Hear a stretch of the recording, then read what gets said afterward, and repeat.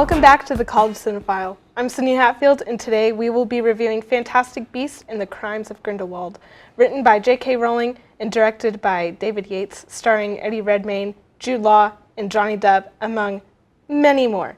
Joining me is Marcus Gutierrez. So Marcus, can you tell us about the plot? Because I don't know what it is. You know, to tell you the truth, I don't know either. There's so much happening. There's a lot going on in this movie, and one of the things I think that could have and should have been cut to make this a more coherent story was the relationship bits. Yeah, the relationship was so confusing. There was always that bit where he's just like, oh my gosh, I love Tina, but I also love Lita Lestrange.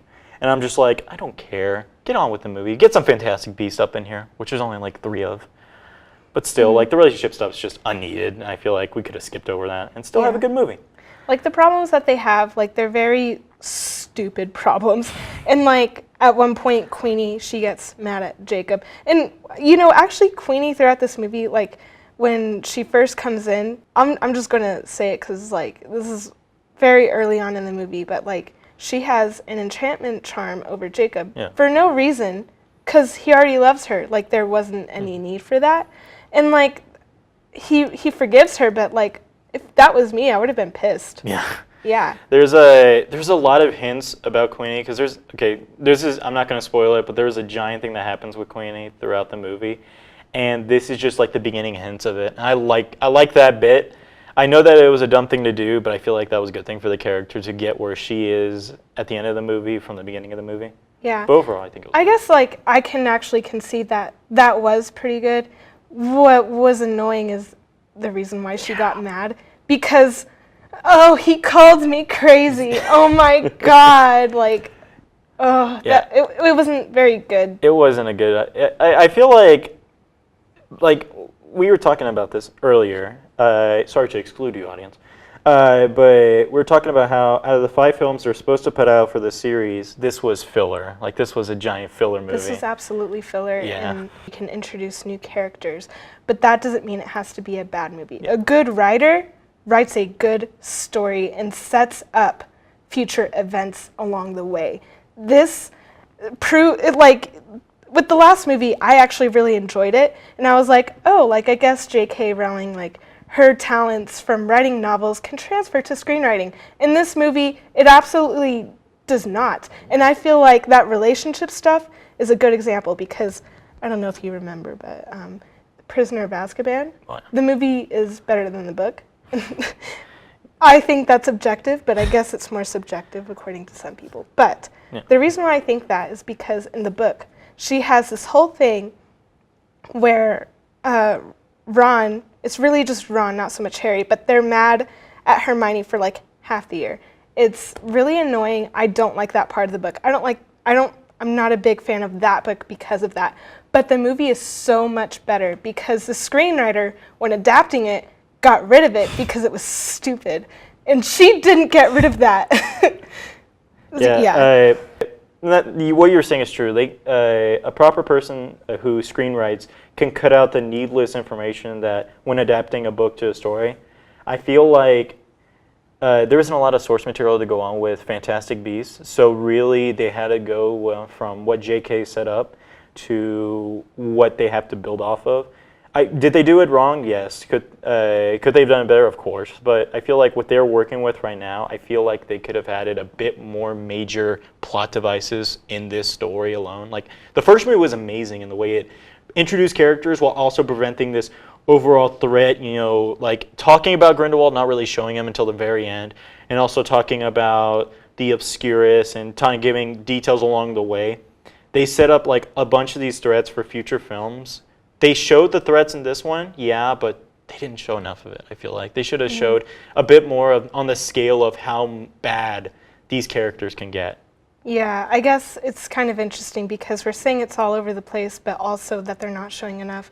So it's like they're showing too much of the needless stuff, the fat that was not trimmed, and they weren't showing the real meat of what should have been shown. Yeah. But let's just quickly go through the characters. So let's start with Newt. He's the protagonist of these films, but I don't feel like he actually did a lot, like concerning Grindelwald. He was just like But Tina. Yeah, he was a bit hyped on the relationship part. I feel like I really didn't like that bit. I liked him in the first movie when he was pushing more towards his feelings on creatures and the fantastic beasts of this world, and they don't have a lot of those here. Mm-hmm. And I feel like if they had more and they had more with Newt to bond on instead of going over to Tina, I feel like they could have brought back that big character device that really made Newt a great character in the first movie. Mm-hmm. And I don't know if this is intentional, but I can't tell if Eddie Redmayne is trying to portray Newt on the spectrum or not, because it's very interesting the way that he portrays Newt. Yeah. I'm not entirely I can't tell. I kind of read into it. He portrays him as a way of, whenever he's interacting with a person, like he doesn't look them straight in the eye. Like he always is hunched over, looking down. But whenever he's around creatures, he's so open. He's looking them dead in the eye, and that kind of shows his character as a person that cares more towards animals than it does people. And there's a line in the movie that I absolutely love, that he's talking to Dumbledore, and Dumbledore says, "The one thing I love about you is you don't crave power, you crave for good." And I'm just like, hell yeah, that's good. I like that. Yeah. I like that line. That's a pretty solid description of Newt.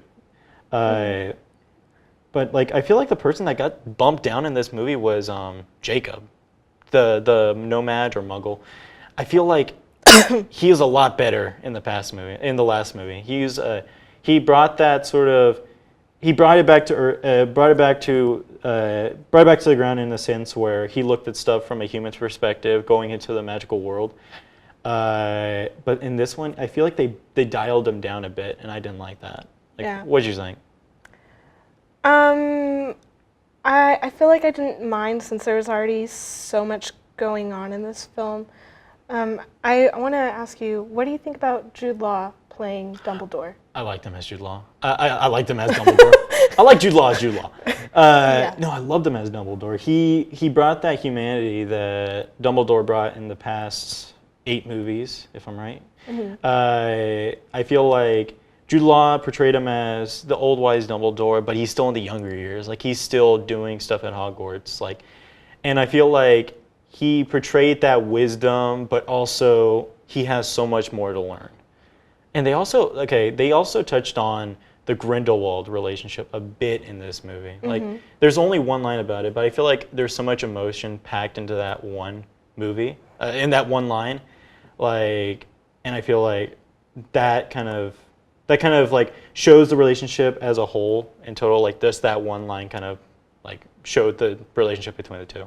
Yeah, and then let's quickly talk about Grindelwald, the antagonist, played by Johnny Depp. Yeah. I thought he was fine. I thought he was okay too. I feel like I feel like they just brought him in to get a heavy hitter in there, but I feel like they could have gotten a bit of a better person to do it. Yeah, I feel like they were who's famous in America? And who's not doing it? Johnny Depp. And then I don't think a lot of Americans actually hold a positive opinion of Johnny Depp right now. So everyone was when it was revealed the real Grindelwald and it was Johnny Depp, everyone was like, what's he doing here? Yeah, but let's quickly also touch on the controversies of the film. Mm-hmm. So there's the fact that Dumbledore is gay, but it came out that this movie wasn't really going to touch on that, which after seeing it kind of does make sense because they don't really interact. And there is that one line where he kind of hints towards it.